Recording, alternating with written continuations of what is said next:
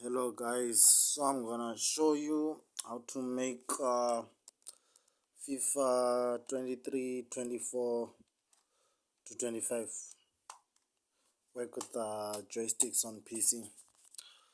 Okay, so I've been searching for this for a long time. So what you need to do, right, is of course you need the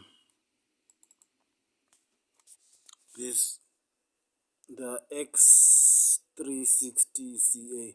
Of course you need it, but this is where I was getting it wrong. After you have put all your controls right and fixed everything and put it in your folder, what you need to do is go on your X input down here, and then you change it, you rename it to X input 1 underscore whatever. For I'll put it on the description, but that's what you do. So after you rename it, FIFA is gonna work with the joysticks. So let me show you the proof.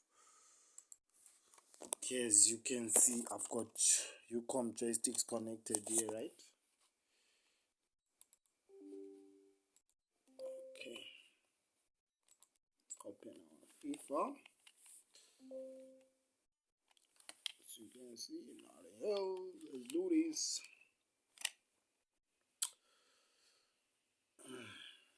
But it's quite easy. I did search for a long time, but I finally found it. As you can see, look at this, and